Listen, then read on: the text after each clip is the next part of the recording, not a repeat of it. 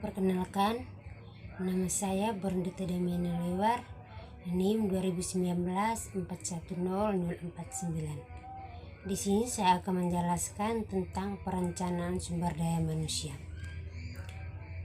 Tujuan pembelajaran yang pertama, mengetahui definisi dan manfaat proses perencanaan sumber daya manusia. Yang kedua, mengetahui faktor-faktor yang mempengaruhi permintaan dan penawaran tenaga kerja. Yang ketiga, mengetahui teknik-teknik peramalan permintaan tenaga kerja. A. Pengertian perencanaan sumber daya manusia. Perencanaan sumber daya manusia merupakan salah satu aktivitas penting dalam manajemen sumber daya manusia. Aktivitas ini penting karena berperan dalam proses perencanaan strategis sumber daya manusia di dalam organisasi.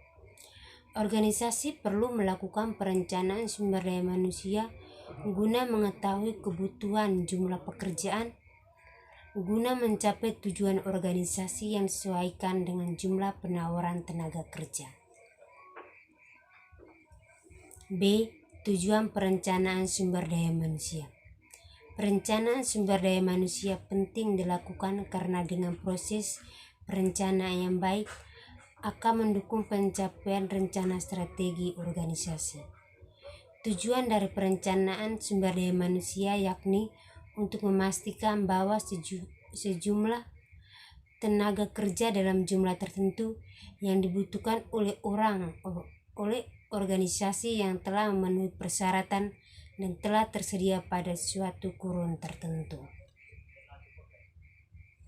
Dengan diadakannya perencanaan terhadap sumber daya manusia, maka sasaran yang ingin dipenuhi yakni berkurangnya biaya yang dikeluarkan perencanaan sumber daya manusia dan perencanaan strategi dasar bagi efektivitas manajemen sumber daya manusia dan rekrutmen menurut Sunarsi 2018.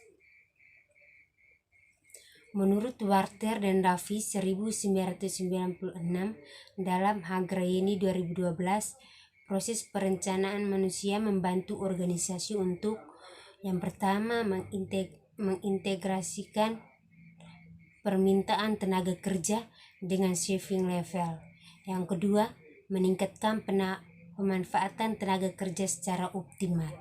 Yang ketiga, menyelaraskan aktivitas manajemen sumber daya manusia dengan tujuan-tujuan strategi organisasi secara efisien.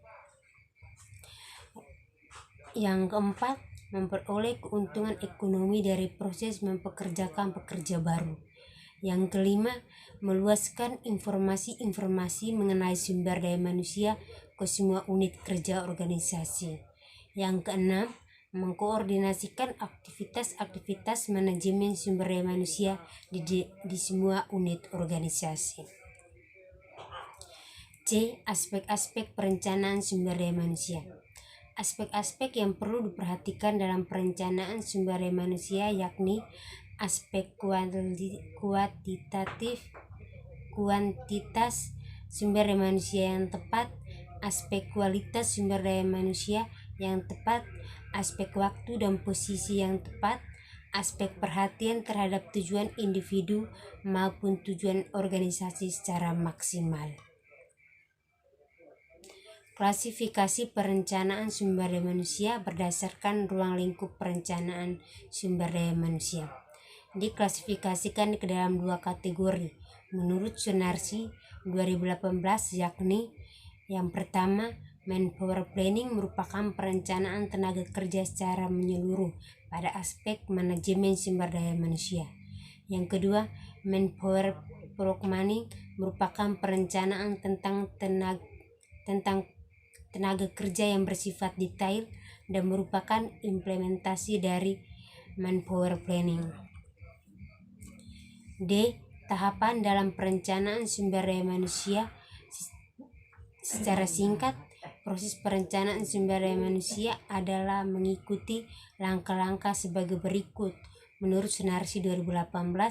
Yang pertama, peramalan permintaan dan ketersediaan tenaga kerja. Yang kedua, peramalan kelebihan ataupun kekurangan tenaga kerja. Yang ketiga, sasaran dan rencana strategi. Yang keempat, implementasi. Yang kelima, evaluasi.